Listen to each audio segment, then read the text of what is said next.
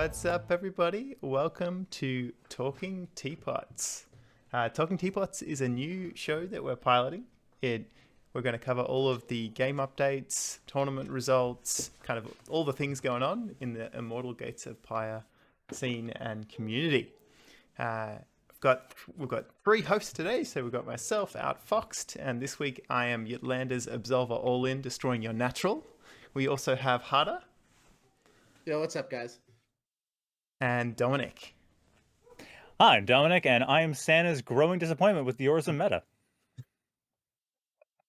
I had to break on that one. That was excellent. Oh, I forgot my little quip. Guys, I'm decorating my room, and I'm so quirky that I hang socks. So that's Dude, those are epic looking socks, though, Hada. Yeah. Thank you. But yeah, they're John Bellion socks, my favorite musical artist, and I'm a crazy sock guy.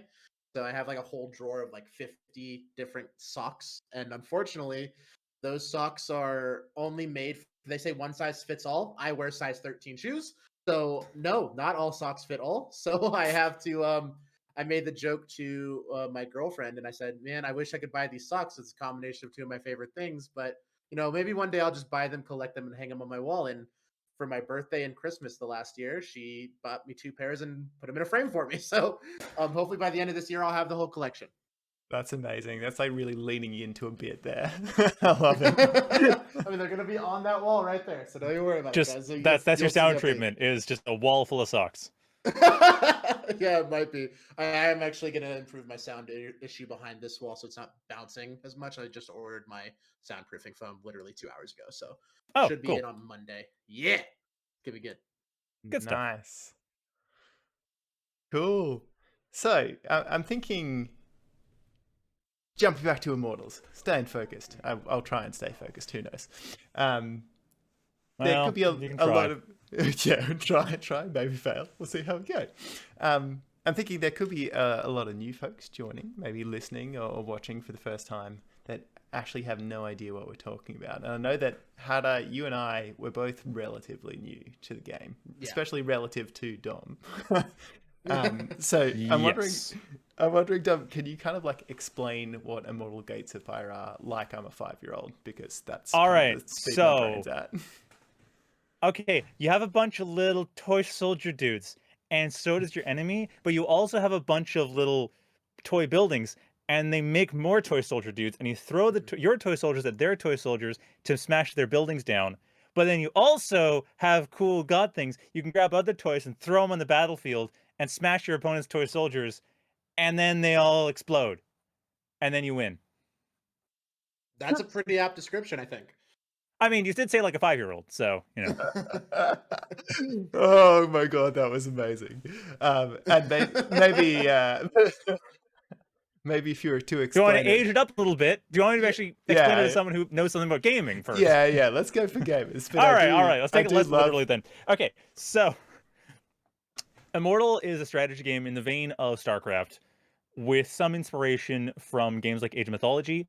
Essentially, it's taking the approach that StarCraft takes, where everything is structured around specific units, particularly units that have their own special abilities that they use throughout combat, and on top of that, adding in more of a global effect system that's tied to a resource in the map, which allows you to then augment your forces in the middle of a fight for like specific things. It's much less rhythm game focused than StarCraft, much more focused on making clear decisions, also much more micromanagement focused, so unit control is given a greater priority than just building the largest army.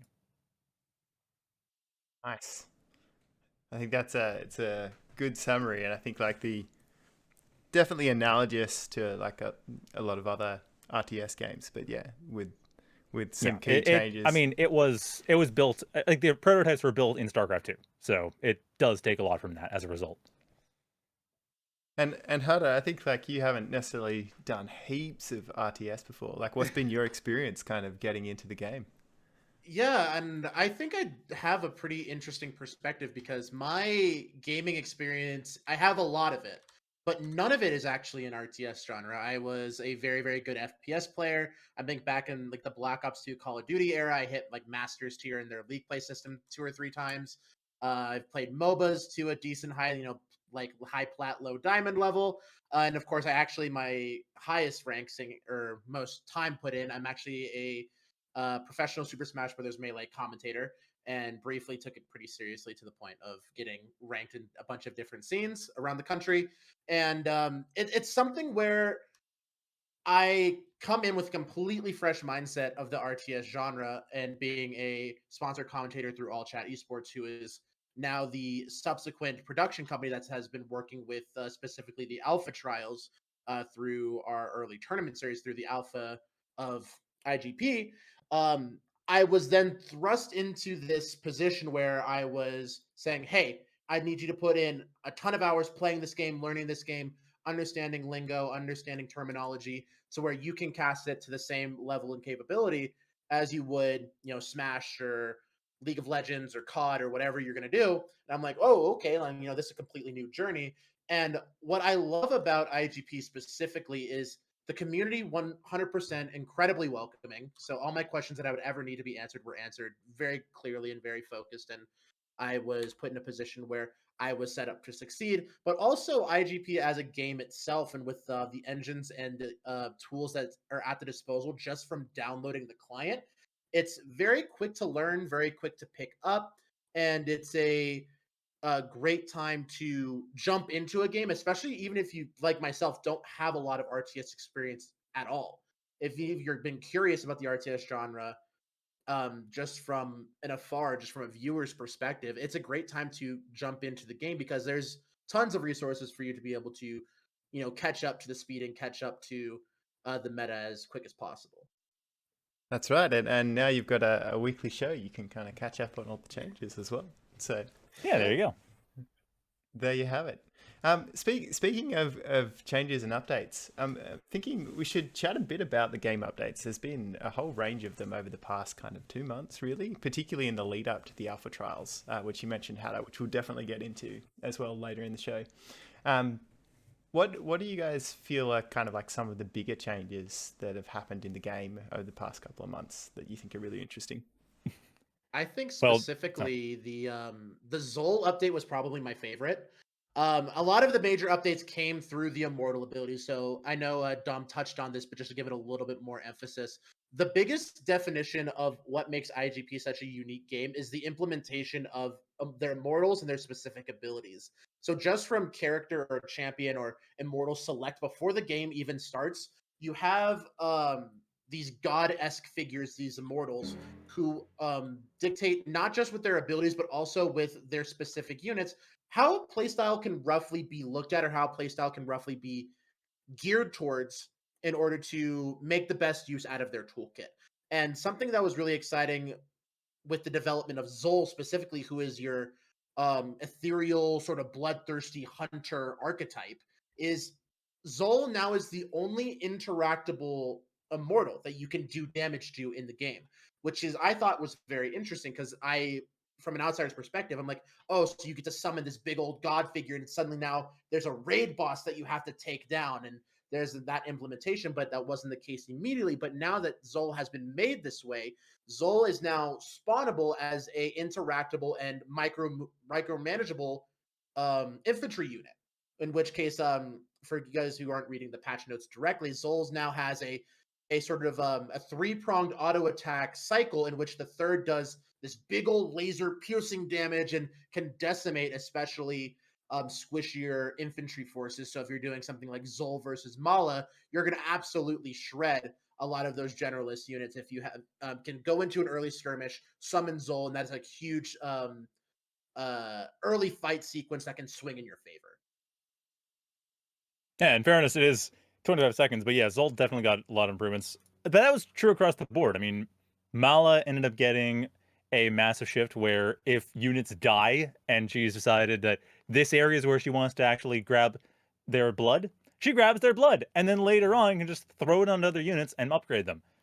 Orzum got, well, Orzum got a lot. Orzum got really tough towers. Orzum also got a resource engine for the resource used to cast stuff, which was very recent. That was like right before the tournament happened. They changed that completely. And then Ajari mostly just did more of the same, teleporting units back home and giving them shields. Ajari was probably honestly the least changed conceptually with the massive Immortal updates. Yeah, for sure. I think still really strong kit overall though, I think, for Ajari. Yeah, she just shifted what her ultimate became a normal ability and then got a new ultimate and then was able to move around to apply their shield ability, but there wasn't any other major changes. Yeah, Like it wasn't a new thing. Yeah, yeah. I think this might be a controversial take, but I still don't think that the ultimate for Ajari Salvation's actually particularly strong. But it could just be that I'm not good enough to use it well. I think is probably the truth there. I think it got a bit better once they made it so that you could actually avoid projectiles after using it. Like units that died didn't get killed again from projectiles that were aimed at them before they died, which I'm glad they fixed that. But I don't think that it's going to make a big difference without some other modifications. Because yeah, you're right. It's just it doesn't feel worth it. Everything's still kind of not doing too hot for 200. I don't know. It's very expensive for what you get out of it. Yeah, I think what's interesting about specifically seeing the meta develop is we're at a luxury to have a lot of different perspectives from other top players, and we saw that during the alpha trials, which I'm sure we're going to get into pretty soon.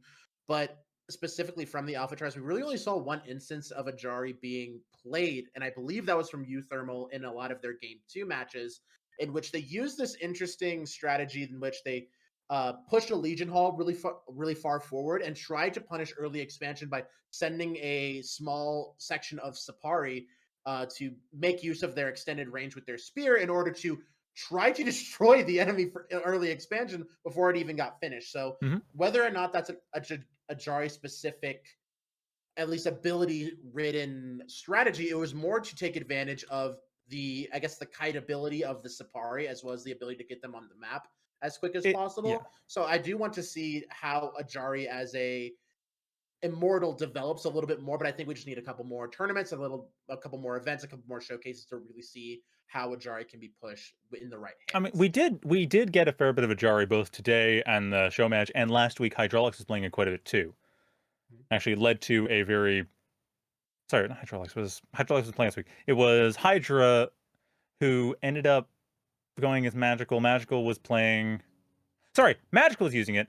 I'm sorry, brain fog apparently.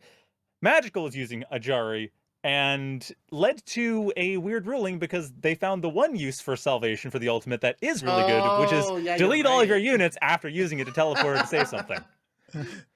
Yeah, that was controversy. Yeah, very controversial. Yeah, that was. So yeah, no, the only current way that seems like salvation's really good is to cheat.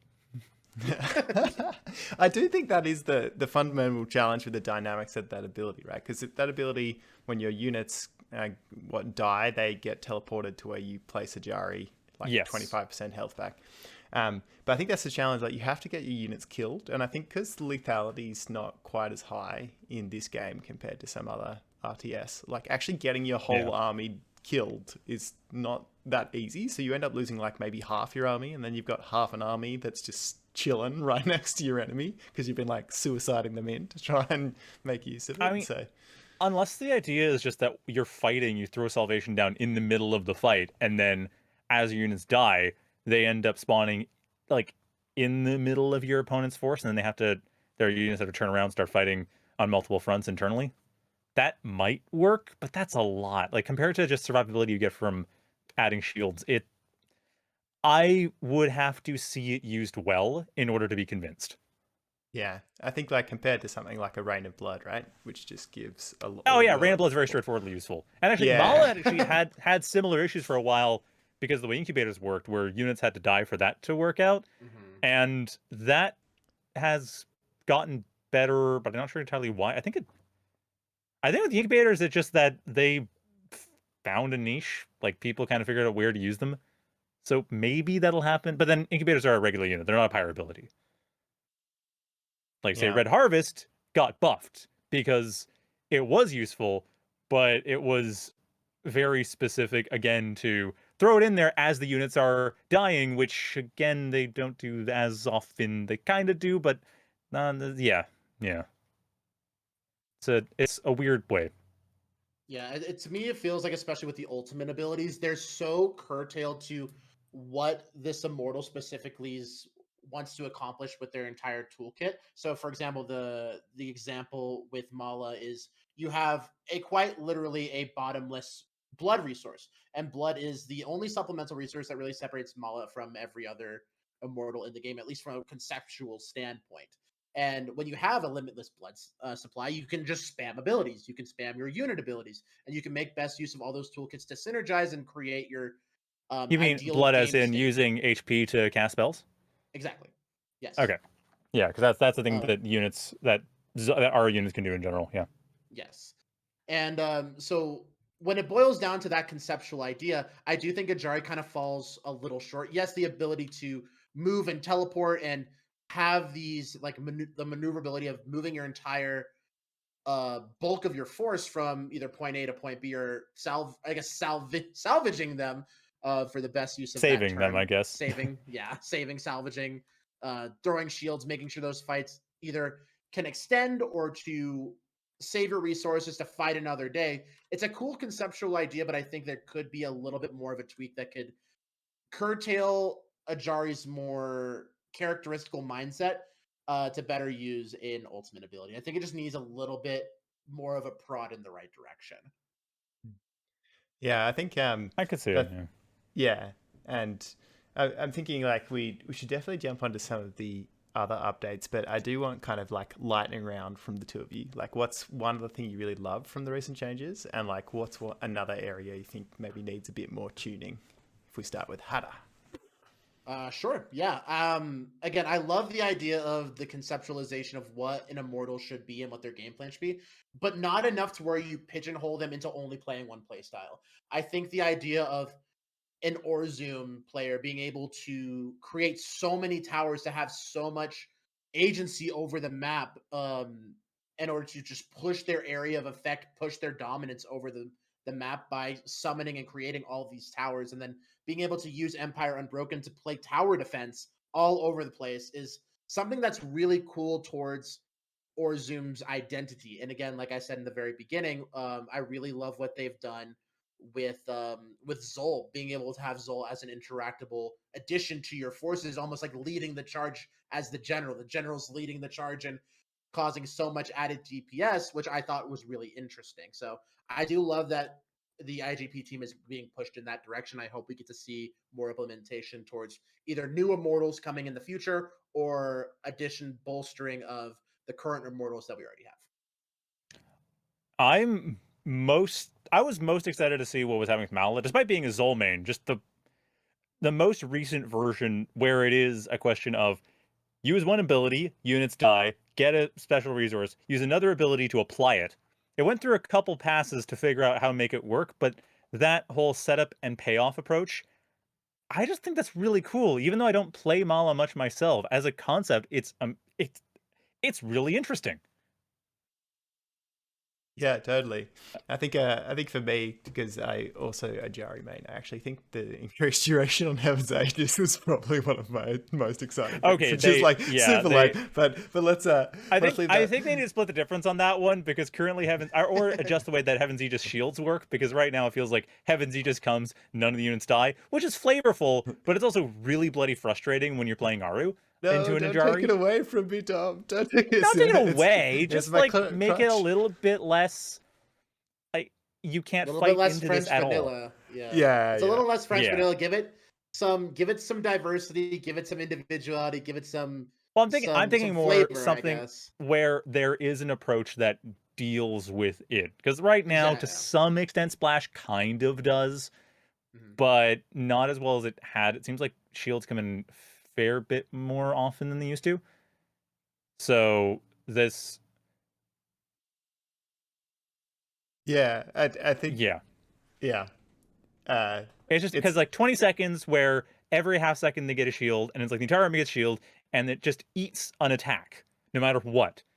And like I don't mind that in concept, which in theory should be dealt with by splash damage, but splash damage is something that Aru doesn't have in huge amounts, Yeah, or well, it does in ways that are easy to avoid. And if you have it, then, and that's assuming you're not, that's only with Sapari. Like if you're dealing with, say, Absolver and Heaven's Aegis, then good freaking luck. yeah, I was about to Like by say, the time you get, say, multiple resonance hitting the Absolvers, well, they've already shielded up once again. and So maybe a cooldown on each unit getting reshielded, or something where, like, some adjustment to how quickly the shield gets set up. I don't know. Like, I think it could use some minor tweaks to make it not quite so centralizing, and that might actually make Salvation more tempting in response. Because now it's not like you have to use shield. Same thing with, like, similar thing happened with Zol when Mark Prey was an ability, and Zol players would just constantly use Mark Prey every single time you got in a fight because it was never a good idea not to. yeah, And no, I like, it do. feels like the same thing where it's like you always just have 50 Pyre, you can get in a fight, and it's strictly better to do it than not. And there's not a whole lot of reason to save the Pyre for something else. Yeah, for sure. Yeah, and I think as we'll see, kind of we've got an interview with Ytlander when we talk about the Alpha series, which we pre-recorded earlier. But he's been making some plays with Absolver's early game, and I do think that Heaven's Aegis really just makes that even harder to counter. Yeah, no, I don't know how to deal with that right now. No, I think there's some stuff you might be able to. You might be able to fast Amber Womb into Resonant Underspine. Like Underspine's to cover the potential for like Wardens, and then Resonant to actually deal with the Absolvers. It might work. It just feels like it'd be very, very specific. Like if you don't do that, you die, unless I'm missing something. But just from testing and talking to other people, that's definitely been a consideration people had. Like, gotta go early Thrum, you gotta go early Resonant. Well, I would like to do more than one thing, because that's kind of the point, because that's how strategy games are supposed to work. So I expect it'll be tweaked. Like, I expect that there's, it's a few tweaks here and there. It'll sort itself. It'll be sorted out. It's Yeah. definitely something that's interesting, especially from my perspective, is um what the fuck? Sorry, I just got the woodcutting pet in RuneScape at level 79. So if anyone knows what I'm talking about, you knows that's insane. But anyway, get back on track. I have not played in 20 years, so I don't. No, that was actually so wild that I got that in under 2 million XP. That's incredibly rare. That's like winning the lottery. Anyway, something coming from especially from the Super Smash Bros. Melee background is we've never had a patch. There's never been a patch to Melee. So I have always been of the mindset that if the game is, again, we're still in alpha, so I'm going to give it a little bit more credit. A well-made game should give the players the ability to um, create their own solutions to meta-defining problems. So, for example, like back in 2015, 2016, when Hungrybox, who is the rank 1 Jigglypuff player in the world, was dominating the scene with a very campy, very calculated playstyle, people were like, oh, we got to ban Puff. Puff's too strong, or we got to add rules that limit Puff's ability to dictate the flow of the match. But it really took a pivot in game style and mentality in order to directly solve a lot of those problems. And I think something that's really interesting, especially like we're saying with this new Absolver meta, Absolver being such an incredible way to dictate your zone control. It's called the zone control for a reason.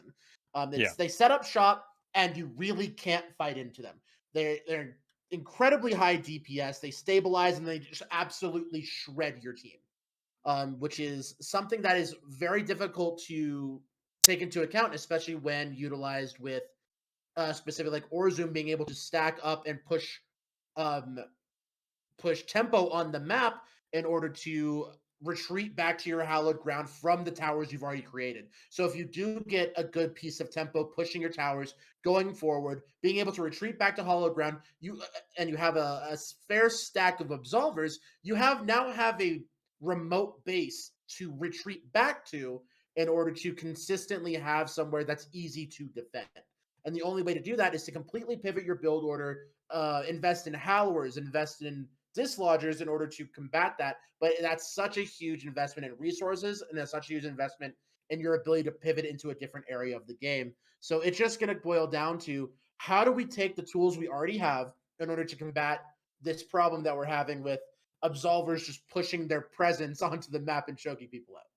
I suppose. I mean, the thing is, I generally agree with the sentiment, but because the game is an alpha, I'm not quite like I don't know if the game right now has enough tools to allow people to go and do answer have a it has tools for people to have answers. Like there is an answer to the absolver meta. It's either howlers, like you said, or resonance for Aru, or resonant thrum. There is like there is an answer. It's kind of a you have to play this just right to make it work answer, and it's also one answer. And any other answer seems to be pretty limited. Like other theoretical answers, like going for a lot of calls because they're beefier, doesn't work thanks to support units, especially if you support with Zephyrs. And going for Zephyrs can kind of work, but in terms of the numbers of absolvers, even when you win step onto it, it's not necessarily enough. I agree that there's the big thing of well, they control a zone, so go somewhere else. Mm-hmm. What I think is that once transports are planned, so those coming in, I think when that happens, that will be that'll be the last thing needed to stop zone control dominance, because this is not the first time absolvers have been dominant. Like this, absolvers are balanced on a knife edge right now because of the fact that there isn't really a way to effectively fight that doesn't involve going through your opponent's army. And I think with transports, that provides a second option besides just dislodgers or air that allows you to get around them simply by forcing them to either leave or dropping on top of them in a way that's inconvenient. Because at the moment, there just is no way to go, oh, you're over there? That's cool. I'm going to go over here and deal with your assets over here that you're completely out of position to deal with. And now you have to work around that, which would make it would give a lot more room for absolvers to be strong without making them broken. But at the moment, that doesn't exist. So absolvers and resonance 2 simply don't have enough openings in the system mechanics that provide the options needed to make the answers. As like once we get into even beta, let alone release, I expect the system mechanics that the game has and is planned will be enough to do what, as you say, to make solutions for ourselves. Mm-hmm. But at the moment, there just isn't that. And it's not the first time. Before upgrades existed, there was like again a similar thing where you had Zephyr Throne as a common thing because Zephyr had Windstep from the beginning, Thrones of Blade of the Godhead from the beginning, so they didn't have to build up to that. Once upgrades got added, we stopped seeing Zephyr Throne as the meta. Yeah. And absolvers were in a similar position, kind of gone back and forth on what the requirements for deploy are, and that has again shifted where and how viable they are. So I expect once transports get added, once again we'll see there be a lot more room to have strong absolvers and strong resonance without having an absolver or resonant dominated meta, which we have had in various ways for the entire pre-alpha and alpha period. Except for when absolvers needed the House of the Fading Saints in order to deploy. Then absolvers were useless. That was the one time. Yeah, I can see how that would have made them kind of much harder to get going. Yeah, no, I agree. I think transports will make a big difference. Like other game mechanics, I also think like they're particularly challenging at the moment early game. So because the amount of time it takes you to get enough thrums or get some resonance out or hallowers is kind of longer than it takes you to get some absolvers into your opponent's natural. So yeah, there might be some tweaking there short term, but yeah, I agree. I think once we've got some more of the different options around counterplay in the game, like we'll definitely see that kind of mixing up a lot more. Yeah. I would like to see a little bit more of a lean into the natural weakness of what an absolver is right now, and is that absolvers are inherently so slow, at least in movement speed, and Yes. the necessity to deploy. And I always like the idea of being able to play into someone's natural strengths and natural weaknesses. But what I might want to see is a little bit more of a lean into those weaknesses right now. So maybe make them a little bit slower, make their stabilization take a little bit longer. So you can't push, stabilize, fend off, push, stabilize, fend off, push, stabilize, fend off. And that's what a little bit what we saw in a couple of the show matches, a couple of the tournaments, in which case it was just a slow moving, like Howl's moving castle sort of thing, if you want to throw it back to that. It was just a mobile fortress of, I can't fight into this right now because we have you have those big check boxes. There's the hallowed ground, there's the absolvers, there's the hallowers, and we just can't fight into this right now unless we have a fat stack of Pyre and we just full all in invest and make sure that we can dislodge these absolvers before they inevitably shred me down to nothing. So pivoting at least more into the identity of the absolvers, I think, is a good look into how we balance this out. But more than so than anything is I do love the inherent I guess point of view from the development team is that they want to stay as on track to the development of the specific unit's identity as well as the Immortal's identity. So I like the direction that they're going, but I'm curious to see is what exactly are going to be the implementations that at least give us more options to combat, slow push of absolvers running me down. Again, I think transports are going to be a big thing that's a big point where speed will become a weakness. Yeah. I think it's going to be interesting. It's going to be really interesting. It's actually one of the things I love about the game at the moment. It's like everything changes so much each week. And it's hard to know, what the next tournament's going to look like and what people are going to pull out. I'm thinking there are a couple of other big changes other than to the kind of Immortal kits themselves. I'm talking a bit about zone control and its dominance. But there has also been some production changes. For folks who weren't around prior, what is the difference now, Dom? When people are talking about production changes, what do they mean? All right, so trying to think if I should go in full detail. All right. The way the production used to work is that every single building would produce all of the units that it added to your supply pool. So you make a building, it provides supply because that's how Immortal works, but it also provided parallel production for as many units as it allowed you to build. So basically, you built a building, and then you could immediately supply max from like whatever your current supply was. You could immediately max out in one production cycle if you had the resources. What changed just before the alpha trials were announced was instead you can now do a little over half. The way it's set up, you can reliably build half as many units as you could previously. Sometimes it's technically 60%, 10/16 is the actual, it's like 62.5%, but it's reliably half and a slight bit above that, which means it takes 2 production cycles to build everything for the new production structure. And it also means that if you're doing stuff where you have to shift tech or rebuild, you need to actually be investing multiple production structures of a type. Whereas before, you could get away with building 1 or 2 of the vehicle or air tech buildings, the Amber Soul Foundry or Bone Canopy and Antilarium. You could build 1 or 2 of them and then build everything else Legion Hall or Altar the Worthy, which only cost alloy, saving you a ton of ether, allowing you to very easily build a ton of high-tech units, and also you just build all your units all at once, very quick, like way faster than you would expect you'd be able to normally. So now you have to be investing that ether into your tech buildings. You can now be more easily scouted for what you're planning on doing, since if you see, oh, they have 3 Soul Foundries, obviously they're going to be going heavy on vehicles, probably Dervish or Absolvers.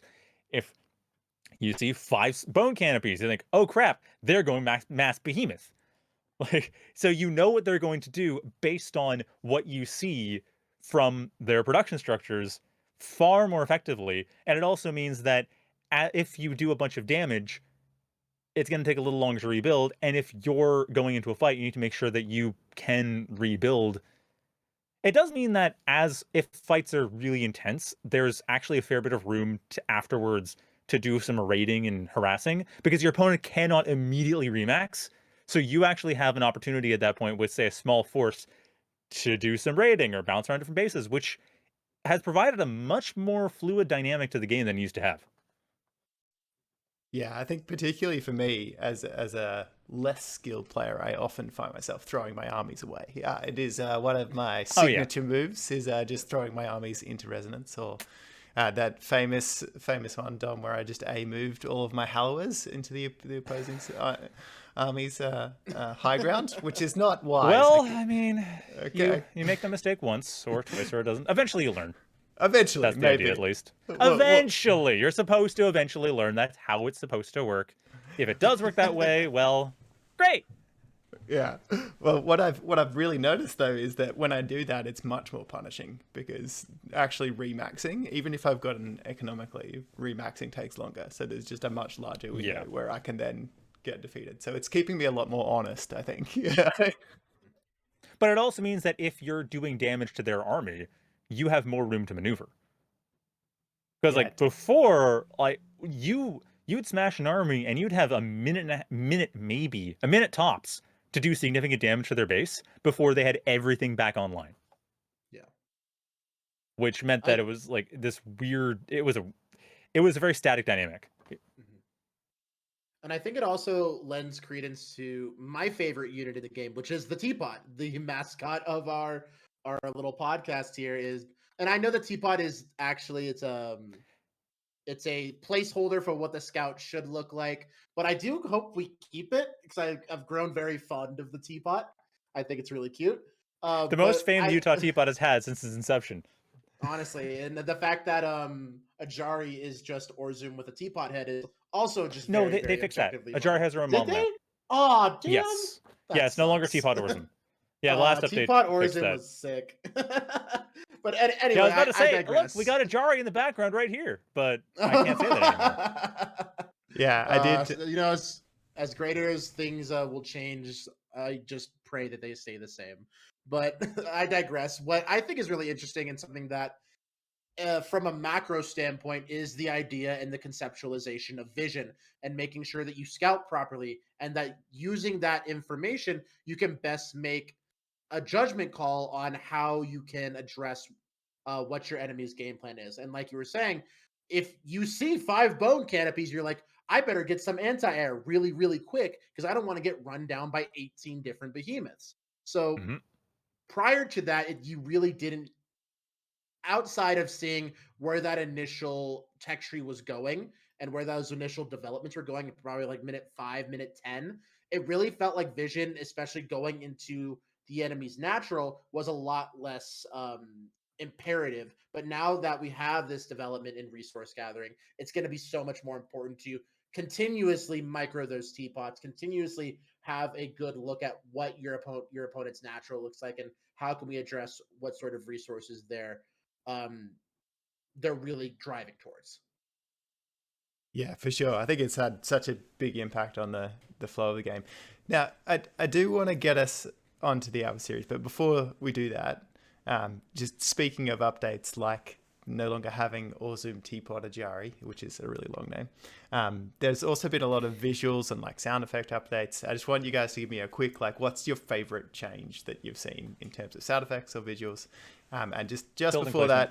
that, building placement. Yes, that sound is awesome. Like the current building placement is really nice to have simply because I go, okay, go, moat, build an Acropolis, go out somewhere else. Here are the, okay, cool, Acropolis is being built.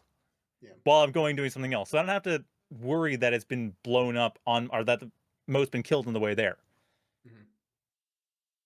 Yeah, I think it also just sounds really sick. What about you, Hada?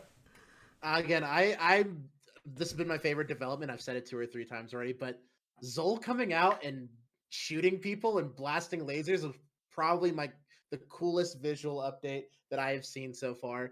And again, just being able to conceptualize and see the enemy Immortal or see your own Immortal fighting alongside you is such a cool idea to me. And then, and I know I'm pretty sure this is the plan for the future, but the addition, if you see in Zol's splash art, the skeletal hound that I know has a name, but I can't find it as of right now. As Echo, I think. Echo, yeah. Or Echo acronym. Yeah. And just, I want to see, especially now that they've sort of pigeonholed themselves, which is a good thing, by the way. It's a good pigeonhole of having Zol being interactable with your forces, like as a part of this hunt, as a part of this conquest to hunt down your enemy. I want to see where this hound is going to be. How big is it going to be? Is it going to pounce on your enemy forces and rip them to shreds? How cool is that going to be, man? I'm just sitting on the edge of my seat as a spectator, as a fan, as a player. Like, I might become a Zol main as a result of that one update.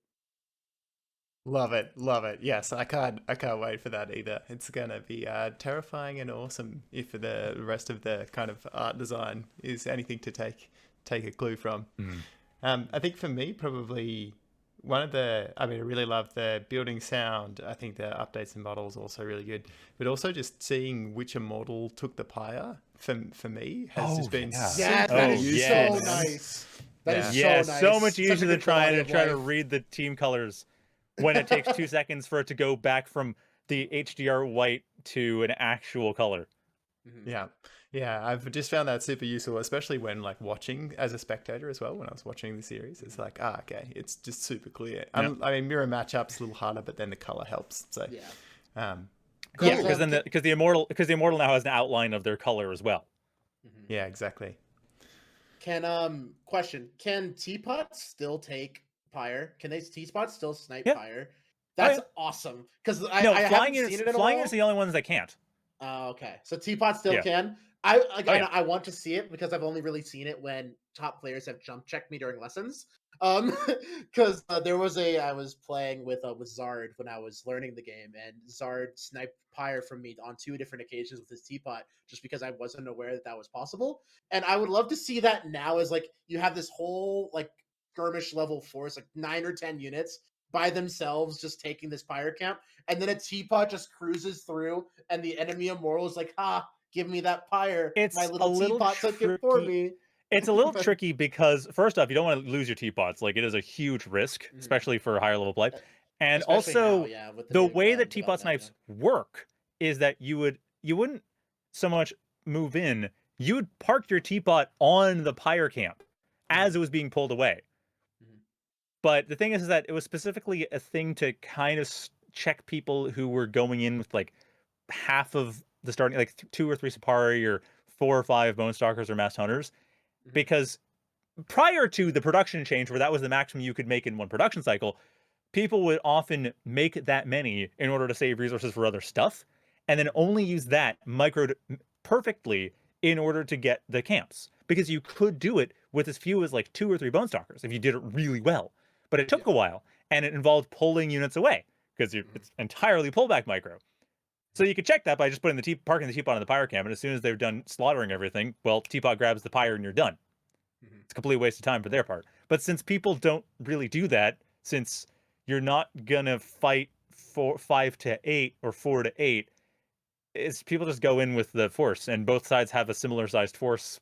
They don't like they're gonna be contesting on the pyre with their armies. They don't need to sneak in with the teapot against a force that's deliberately tiny. Yeah. Yeah, I still think like it's definitely one of the most hype moments of matches when you're watching it. Oh When yeah, it's someone, great. If it's pulled off, it's amazing. It's even more hype now for how rare it is. yeah, Yeah. I'm exactly. just That's what I'm just to saying. It's explain like the dynamics. I Just just explain want the to see dynamics of like why the it doesn't happen very often is because people yeah, do not have to pull back micro as much exactly. for the forces they expect to be there and the forces they're going to have off of one production cycle. It's just yeah, if we start seeing people start going like 2, 3 masked hunters to save that extra 100 alloy or so to build something else faster instead of going the full 5, then we could see teapot snipes again. Mhm. That would be the thing that would cause it. I just think it's objectively such a funny concept, and it was previous before the immortal would spawn over and like take it themselves. But Mhm. now with that visual, I would just love to see again in a perfect storm. It would be the best Twitch clip where you have 9, 10, 11 units surround this pyre camp, basically one shot it, and then this little teapot just cruises by and sneaks it, and then the enemy immortal is like, "Oh, that's nice. Thank you for the donation. That's really sweet of you." It would just be like the perfect little Twitter slash Twitch clip, just a perfect little Your meme donation to the ability. temple is appreciated. Yeah, Exactly. exactly. That's what I'm saying. Yeah, it would just be objectively hilarious. It would be, yeah. Now, if people pull it again, that would be cool. If people pull that off, I'd be there for it. That'd be Yeah, I'm sweet. glad. That'd be Look, it'll epic. happen at some point because Yeah, nature of games. It'll happen at some point when we get that clip. We can look back on this episode and be like, yes, it finally happened. we called it. We called it. That's all like a winners round 1, winners round 2, top player versus someone who just picked Yeah. up the game, and it's just like drive by teapot, and we're just like, yup, that's what we like to see. So speaking of high level gameplay, We had the Immortal Alpha Trials, the first one. Was it last weekend or the weekend before? I feel like time's kind It of was melded. last weekend. Yeah, last Saturday. Yeah, Nice. about a week ago. Do you guys want to introduce what was this thing? Like, what was the setup? I mean, yeah. So this is kind of where I come into the whole Immortal scene. Yeah. Is I am a member of All Chat Esports, and we are the production company behind a sort of party cool uncle, as it would be, helping to run and the production as well as provide commentary for high end and high production quality events. And so it's myself, Trey the Trashman, another one of the commentators, and then we have Slumlord GG, XOR, and MDJ on the production and management side. And specifically, huge shout out to Exor, or Boney, as we like to call him, who made a lot of the video production end, did a lot of the graphics, and really bolstered the production cycle to be as high quality as it was. And I do believe a lot of people were really pleasantly surprised with the quality of the production. And it was a huge bracket. It was a big old tournament, and we had a really good turnout for it, especially on the top end. We did have, of course, Magical. We had Uthermal, an ex Team Liquid sponsored StarCraft player, and it was on the highest end. Such an exciting thing to see the meta develop, which is something that I'm really excited to see as this alpha and into the beta goes. Is this the Pyre? I'm sorry, the monthly tournaments are going to be a huge direction seeker on what are the new developments, what are the new cheese strategies, and how are we going to see the highest end of Immortals players really their perspective on how the game should be played. I think it's going to be super cool to see develop as the game moves on. Yeah, I think it was super exciting. I think it's the first tournament with a prize pool too, right? Yeah, Yep. it was. We had a prize pool as well as two keyboard giveaways, which is shout out to, again, I have to give a shout out to the drop.com. That's the big old sponsorship daddy over here at All Chat. Two custom keyboards given one to a person through our Twitter poll, as well as one through one of the players in the tournament. I believe Lightforger got that one for the players. Let's go. Nice. Let's go. Nice. So, what was Dom, as you joined as a caster? What was your overall thoughts of the series? God, it was such a good time, man. Go ahead. I thought. Oh, you're starting. Sorry, Hada. Well, yes, we I both lost casted the it. So We did. That's true. I just figured you did a big spiel before, so I would just come in and follow up on this one. Run it. Okay, so yeah, I thought the tournament series went extremely well. I thought it showcased a ton of new stuff. Either the players had clearly practiced and were taking it very seriously, and just blew me away with the ideas they had for how to play these Immortals. We saw so much Zol. That was easily the most popular Immortal for everybody throughout the tournament was Zol. We saw a few people going Orzum in the earlier parts of the bracket, a few people going Ajari a little bit here and there, but Zol was absolutely queen? I think Zol's female. I know Mala's female. I think Zol's also female. Anyway, Zol was absolutely the reigning monarch. And that was cool as a Zol main. No, very much in contrast to today. But yeah, it was, and we also just got to see the delete salvation thing, which admittedly, yes, was technically against the rules, but I was still looking forward to it because when I figured it out, I was like, I want to see this happen sometime. And so I got to. Yeah, look, it wasn't explicitly against the rules until after Magical did it. So, no, fair play. It was discussed. It had been talked about informally, but you're right. It was not explicitly part of the official rule set. True that. Prior to it being used. Yeah. I think like the production value was also amazing. So like I absolutely want to shout out both All Chat and then the folks from Sunspear involved. Because like it was next level watching it later. The pregame screen for the Immortal Select was a great way to both show off the Immortals and also to make sure that any technical problems just didn't really pose a problem to the production. Yeah, I thought it was super smooth. Like having had to try and run, being very noob at broadcasting is where I want to go. Oh, that's right, because you did it the week prior. Yeah, I did, and then so watching how smooth it was, and just you wouldn't know what was going on in the background. I just thought that was amazing. Also, like a whole bunch of new players, right? I thought that was really awesome. Like really new infusion of new folks into the scene. I think like we did I think we had like 40 signups or something, but only 24 players show up. So that was a little disappointing, but like still a pretty good turnout, I think. There was still like a dozen new players. Like half the bracket was still newer players. Yeah, which is like players who had signed up for the tournament specifically. I don't know what happened to the check-ins to the other 16, but well, we had worked, so yeah. Yeah, it's crazy. And then what were the kind of like thinking about the players now and the series that went through in the bracket? Like, what was the kind of main storylines you guys think that kind of ran throughout the tournament? At least from my perspective, again, this is something that I was super excited to jump into to see what exactly the top level of Immortal looked like, and going in through my lessons and playing with Zard, playing with Yeti, and playing with a couple of other of the higher level players. They were like, dude, it's like I'm pretty good, but like Magical's really, really good. Like Magical's an untouchable beast. Magical is magical this, magical that. I'm like, oh, okay, this Magical guy's pretty good. I gotta keep an eye out for that Yeah. player. And of course, comes in as the 1 seed, unbeknownst to everybody. And but specifically going through the bracket, my favorite player to watch and to continue to watch out for was definitely Uthermal. Uthermal, like I said before, ex StarCraft pro player for Team Liquid. And something that really set Uthermal apart, especially during the early stages of the bracket, was just the micro alone. The straight up mechanics of being able to micro their units, focus fire specific targets, move to full auto into the later parts of the game, and it just boiled down to just better playering people outside of the fact that, I'm sure they put in quite a little bit of studying, quite a bit of preparation for the tournament and the game specifically. But when it boiled down to just seeing these fights erupt, and just from a input by input perspective, how much better Uthermal was than a lot of the players who are just now getting into Immortal, it was definitely akin to watching Michael Jordan step onto a court and just absolutely throwing down to some kids playing in the park. You know what I mean? Definitely returned to form for Uthermal.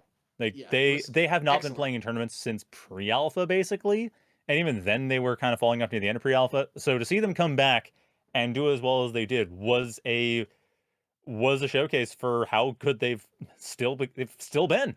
Really? Yeah, absolutely. Maybe let's I'll bring the top 10 up and we can maybe go through it and all right, talk through the other contenders. So Hydra was the winner.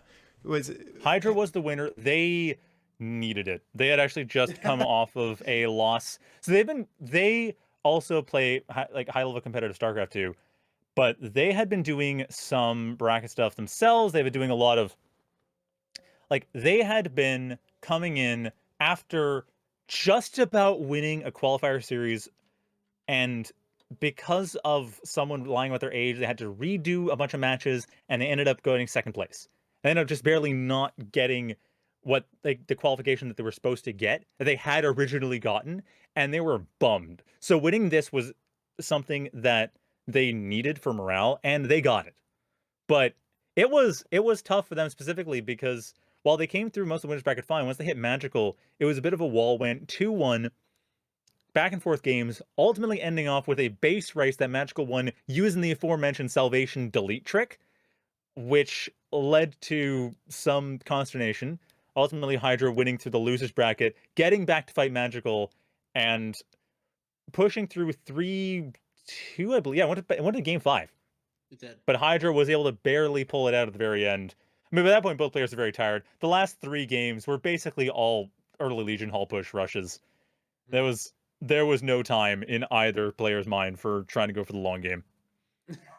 And something I do want to note is before we move away from the grand finals is because of the controversy surrounded the delete plus salvation trick, which again at the time was not disallowed officially in the rules. disallowed. Officially. Yeah. So due to that being the case and that being such literally a set defining play, which is what ended up winning Magical the set and winner's side, Magical gentlemen to a single set should Hydra make their way through the losers bracket. So should Hydra beat Mixu in losers finals, Magical would effectively DQ themselves out of the first set of grands. meaning that it would be just a best of one set in order to decide the grand Sorry. champion. No. The way it worked.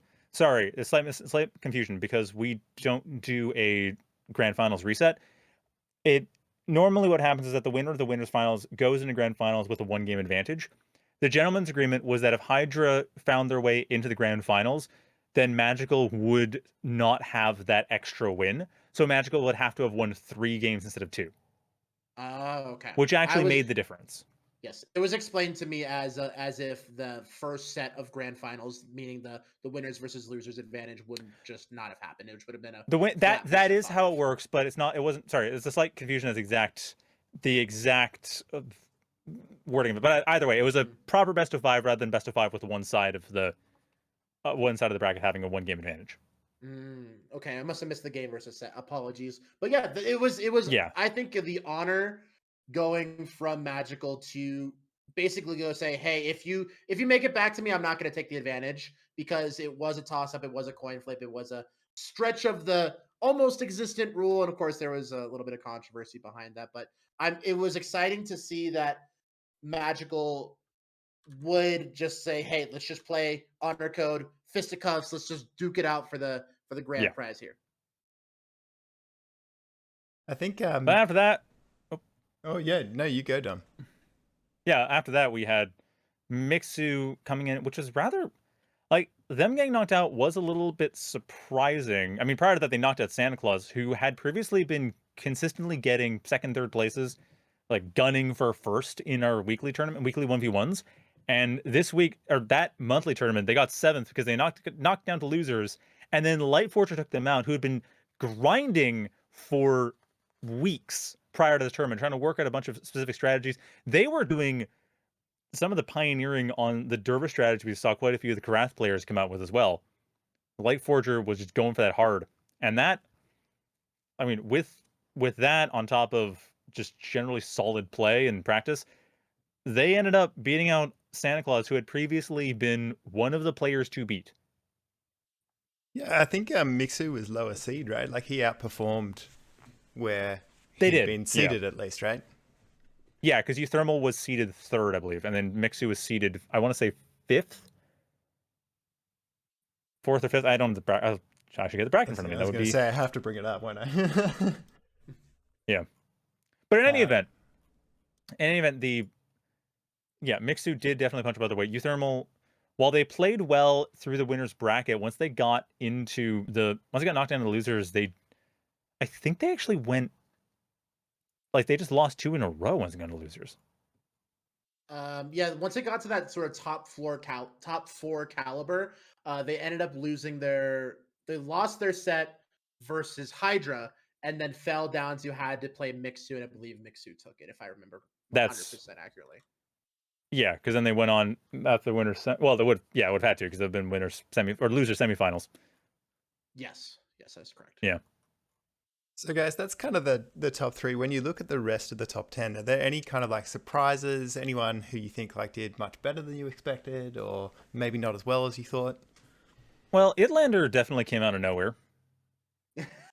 Yeah, that's true. Ytlander is someone that wasn't really perceived super early, at least from, again, like this is from notes that were given to me in a lot of. They were double-digit seeded. Yeah, it was. They came out of nowhere. They came out, got a lot of upsets, which was really cool. I'm personally a big Yeti fan. I think Yeti's someone who's helped me a lot personally, so I'm always going to be pulling out for them in their corner. So really exciting to see them. They get, I guess, a top 11 finish with a. I guess can I count 3? I guess 10th versus 11th or whatever. So a tied for 9th place finish. And it's what I really love about Immortal right now is I would love to see a sort of regional development in either play styles or either in perspectives of the game. I know there's and a lot of other games and a lot of other esports title. There's like the NA version of playing, the Eastern or like Chinese or Korean version of playing. The NA version of playing, which is be hyper aggressive all the time. The EU version of playing, which is actually use your brain, and the East Asian version of playing, which is play the game properly. That's kind of the perspective on a lot of different games, which is interesting. But I do love to see that there's good NA representation, there's good European representation, and of course I'm definitely expect to see a little bit more representation from all around the world as we move into later parts of the alpha, early games of development into the beta. And again, I'm just excited to be in so early during the alpha stages that we get to see this entire storyline develop as this game continues to grow and move along. Yeah, I couldn't agree more. So we actually I did manage to snag an interview with Ytlander on his experience around the Alpha series. So we can actually cut to and have a listen in on that. So welcome Ytlander to Talking Teapots. Thank you for joining the podcast. Well, thank you. Hello.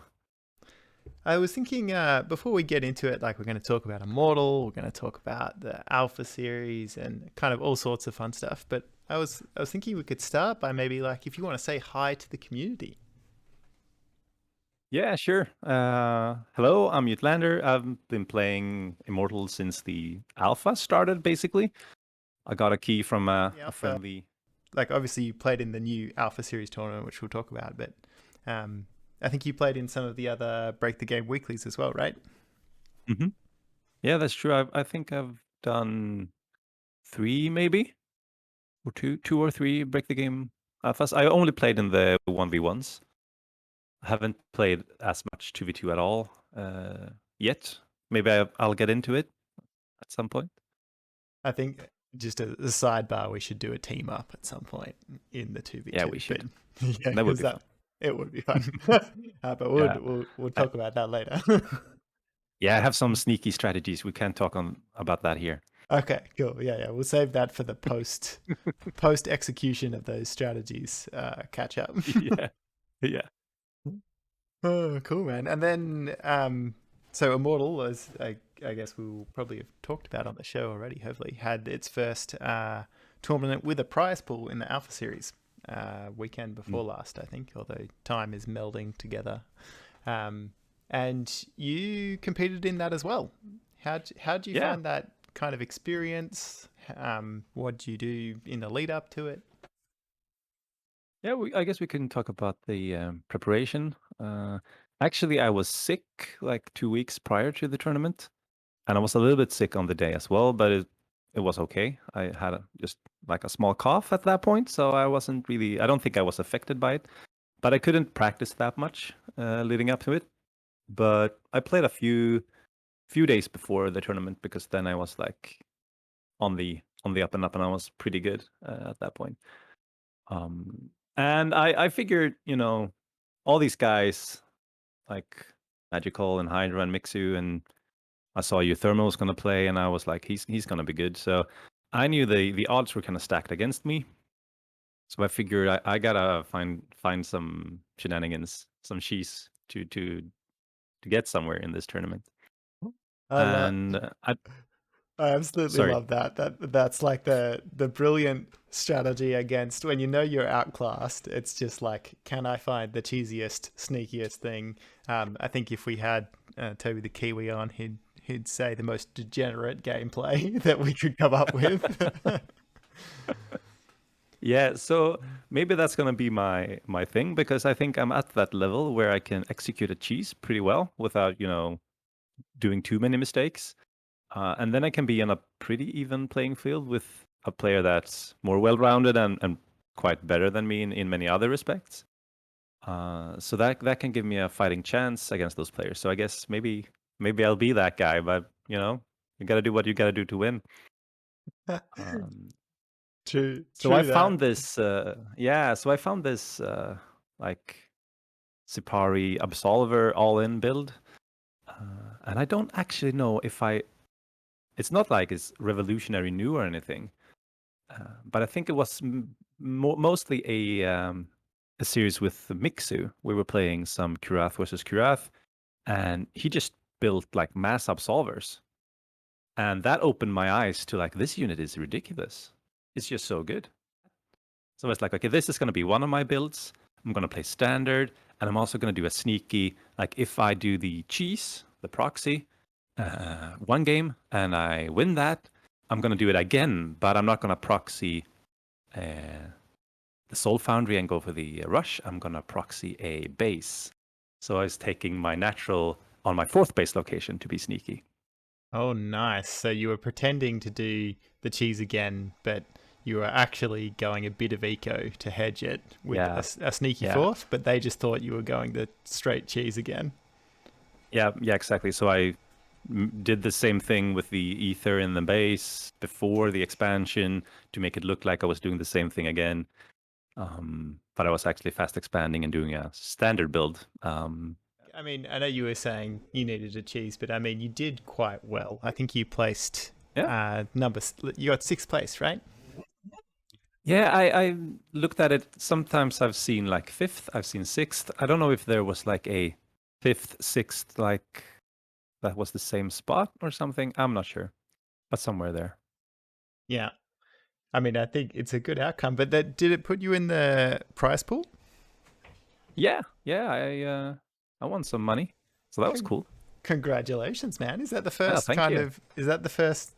So you said you've played in a couple of tournaments, like in StarCraft, but is this? Yeah, I actually only played that one diamond tournament in StarCraft 2. Gotcha. Okay. Also, like when I was a kid, I played in this LAN tournament also. Cool. Okay. So not heaps of tournament experience there. Did the other ones have prize pools as well, or is this kind of your first kind of career winnings, if we put it that way? The StarCraft 2 had like I think $5 prize or something for first place or something like that. So it was tiny, but it was something. Yeah. So I won that. So that was my first winnings, and then there was this. That was my second winnings. Yeah. Awesome, man. So how did it feel coming in then? Like, if you haven't had a lot of tournament play before? Yeah, it was stressful, man. So this was my first like big tournament, and also, when I looked at the bracket, it was going to be okay. So there's 40 players here. I'm going to play all these rounds, and how will I have the stamina for that? And then on the day, a lot of people dropped off. Not everyone checked in and stuff, so the bracket got a lot smaller. And my first game was actually a walkover. I was going to play a player that I've never heard about, never seen. But he didn't show up, so I just got a free win there. Nice. And so I was winning around a bit in the beginning there and watching the stream and getting hyped up for that. And great production values on that stream, by the way. That was awesome. Yeah. Speaking of that, so I mean, sounds like the lead up was kind of stressful, which I guess you'd expect, hey. Yeah. But when you're actually playing the tournament, how did you find it, from both as kind of a player and then also watching the games? Like, I agree, the production values were amazing. Like, kind of what else were you thinking as you were kind of going through? Yeah, so my first real game was against Mixu, and I was like, okay, so he's just better than me. So I was hoping to maybe take some games off him with my cheesiness, and I actually did, and I had like a pretty good first series against him, and I think I had a game where I felt like I was ahead and that I should have won that, and then I would have gone, I think, 2-1. But I kind of fell apart, and that was my experience overall. That I was quite stressed and under a lot of pressure to do good from myself. I wanted to prove myself, I guess, in a way. So when the games heated up and got more complicated and longer, I started forgetting things or making weird moves. Like, okay, I need to do something, so I maybe attacked into my opponent when I shouldn't have. So I felt like I kind of threw away some games there, maybe, or that if I had played more stable, I could have finished out that game. I think I had an opportunity in one game where I took the natural. I could have pushed into the main and maybe sealed it and won it, but I was kind of scared, so I stayed back and tried to play safe, and that just made Mixu like come back into the game and win it. And I think that's where experience comes into it. Mixu is a much more experienced player, and you can kind of roll with the punches much better than I can. So I lost that series. Sorry, go ahead. No, I was going to say, yeah, no, it makes sense, that kind of like experience to know when you need to keep pushing versus when you need to actually pull back. I think I fall into that a lot too. I'll just fall into defensive mode when really it's the critical time. Yep. And so, and also I guess then I got into the lower bracket and I was like, okay, so now I need to pull this together. I don't want to go out and like losers one. That would be too sad. But then actually I got another walkover. So it's like, okay, that guy didn't show up either. So I won that by default. And then I faced Pigeon. Haven't played that much against Pigeon Wrench. But I know he's like a avid watcher of your stream, right?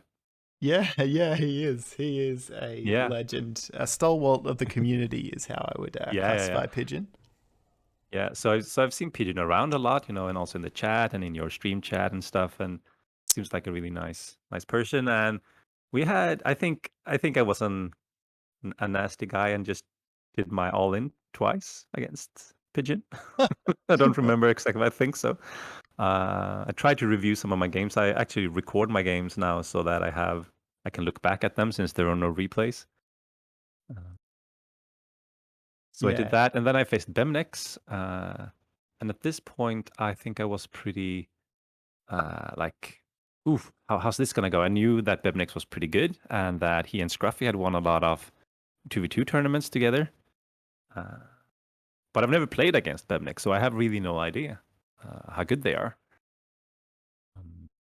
So I think I did the cheese there as well, just to be safe. This was my strongest build, and I didn't know how strong it was until I played it in the tournament, basically, and I was like, okay, so I can take games of basically anyone with this. So I did that, and then I was waiting because I think it was on the lower side of the bracket we had Exodus versus YJ Chow, and they had this like super long series. And then I think also Shadow Murloc versus YJ Chow was also like super long. So I was just sitting around waiting because I had cheesed 2 series in a row. I had to see super short series, and that was tougher than I thought it would be. I think I sat around for like maybe 90 minutes or something and just waiting. And that was more stressful than I had anticipated. Because the adrenaline was high, you wanted to play and you just had to sit around and wait. Yeah. What do you think was the like kind of what was going through your head through that period? I was basically mostly just trying to stay calm. I was watching the games, trying to have a good time because that was the goal for me with this tournament. I just wanted to be a part of it, have a good time, do my best, and try to, like the Koreans say, show a good game. give a good game to my fans, even though I have no fans. Yeah, hey, I'm definitely a fan, dude. Whatever, you've got at least one, and I'm sure more. Yeah. So that was the plan, just to try to have fun. So I tried to stay as calm as I could, watch the stream of other games. And I was also thinking about my upcoming match. I had played some against YJ Chow, and actually he knocked me out of the latest Break the Game Alpha series. So I was kind of scared of him because we had played a lot of practice games, and I usually won those. And then I faced him in the tournament, and he just beat me. So I was like, okay, has he gotten really, really good all of a sudden, or like a lot better than before? I was quite scared that he was gonna maybe take it and take me down. But then Shadow Murloc won it, and I played against him too, and I knew that he was pretty good, and that we were quite even in the few games that we had played, and so I was kind of tense for that match as well. And I think that was my most epic series. I like that the most, and then I was rematched against Mixu in losers round 5, and at that point I think I was pretty frazzled. I was just, ooh, this is tough. And I knew that he was a bit better than me.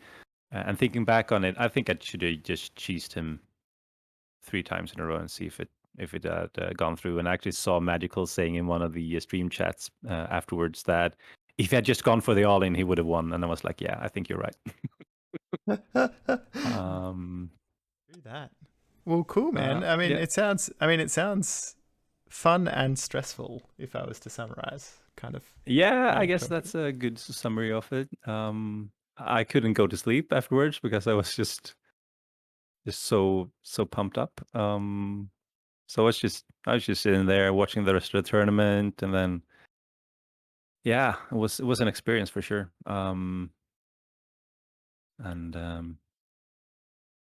I'm really happy. I never thought I was going to get into the money at all, actually. So that was also really cool to get like a real placement pretty high up. Like- Awesome, man. I mean, yeah. yeah. I think it's super impressive. I think you had a really good run.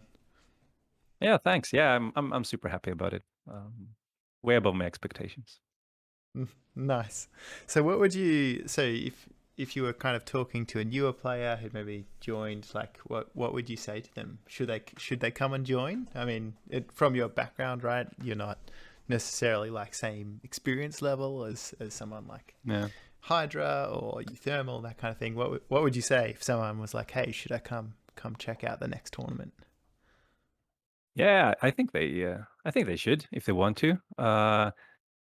It's fine to just join and have fun and be a part of it. And also get some experience in just what it's like to play in a tournament. I think you can really appreciate like a player's skill. There's a lot of skills. There's not just playing the game. There's also seeing, okay, so who's my next opponent? How should I prepare for that? Also the stamina part, keeping up through a long tournament. I think the Alpha Series here was like 7 hours. The waiting, that I had, that experience, and all that, so that when you see someone winning, like Hydra won the tournament, and you can be like, okay, so that was a gauntlet for him too, of course, and even though it sometimes looks easy for like really good players, I think it's a really a great feat to do good in a tournament. All right. Thanks, everyone. I hope you enjoyed that interview with Ytlander. I will actually be releasing the full interview with Ytlander as well. We went and talked about a range of other things as well, and he is just such a lovely guy. So you can look forward to that kind of bonus content as well. But yeah, just huge shout out to Ytlander for coming and doing an interview, talking about his experience. I just thought it was super cool to hear from him, and he did really well, like we were talking about. Kind of like ended up performing a lot better than maybe we'd expect. Yeah, 5th place on 12th seed. Yeah, what an absolute beast. Yeah, and just such a nice dude. I think, like Seamus was saying in the chat, he's just such a humble guy. So, like, yeah, just really lovely to talk to as well. I think that is going to be pretty much it for episode 1 of Talking Teapots. We do want to shout out a couple of things. So, first of all, of course, watch the Alpha series if you haven't already. It's available for you to go consume, and we'll add that to the show notes for the podcast version of this.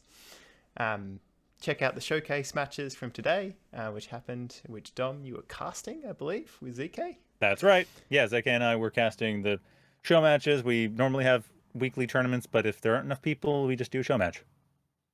I hear there was some exciting / I don't know, Orzum. If you want to know how Orzum plays right now, if you guys get a total overview of what we were talking about with Orzum tower defense, go watch the show matches that will be on, or that are on my channel, and also throw them on YouTube over the course of the week. Yeah, we love to see a 40-minute tower versus tower combat. It wasn't that bad. It wasn't that bad. I don't think any match lasted longer than 20 minutes. Look, I am excited to catch up on them because I was sleeping. So I am, at least for one, am keen to go watch some Orzum Tower play. And then, yeah, just in terms of upcoming community events, we have the Law Town Hall and Pyreside chat this week, as well as a return to 1v1s for the Break the Game weekly next weekend. And yeah, I just wanted to say a massive thanks to Hada and Dom for coming and joining me. Hada, where can the people find you? I'm at Hey Hada on Twitch and Twitter. as you could probably, if you remember from the early part of the podcast, I've been playing a lot of RuneScape recently. A long time. I like to stream. I play RuneScape, Smash Brothers Melee. If you like to get in, if you want to get in, like myself, very recently getting into a new competitive game like IGP, I play a ton of Smash Brothers Melee. It's my main game, and if you're interested in the competitive scene of an over 20-year-old fighting game, that's definitely a good place to check that out. Please follow me on Twitter because Twitter numbers are actually kind of important. But yeah, validate me with your internet numbers. That'd be great. But yeah, happy to be here, and I'd love to come back for episode 2 as well. Awesome. And what about you, Dom? I mean, all the people know you, but how can they find you if Well, we not have any all the new people. folks joining? I'm over. Yep. So I am at Dominic Casts on Twitch and Twitter. I mean, I guess you're giving me Twitter followers. Why not? It's apparently a good thing. So saith Hada. But I mostly do stuff Twitch, and also YouTube is Shadow Fury 333 because I was a teenager once, and I didn't want to. It's been the channel name forever. Anyway, so yeah, at Dominic Casts, Twitch and Twitter is the main one. Go check that out, especially because that is where you're gonna find the show matches from today. If you want to go see that, that's where they are. Awesome. I think we could do a whole segment on like poor naming choices when we were teenagers, but we can maybe save that for. Okay. For I mean, 2. it's a name of one of the names that one of the heroes in Warcraft 3 gets, and I thought it sounded cool when I was 13. Oh, don't worry. I've got a couple 20 in my years catalog. ago. My God, I am old. If you want to feel a little bit better, I believe my old YouTube handle was Mexican Ninja 00. So there you go. Hopefully you can sleep a little better at night knowing that. Yeah. Oh, awesome. Yeah, and of course you can find me at Team Outfoxed on the various things. Yeah, but thanks so much for joining. Thanks everyone for watching. This is like the first episode. Like, let us know any feedback, things you'd want to see on the show. We really appreciate you coming and hanging out for us so we can talk some Immortal Gates of Pyre. And I think with that, we will catch you next week. Bye, everyone. Bye. Hey guys.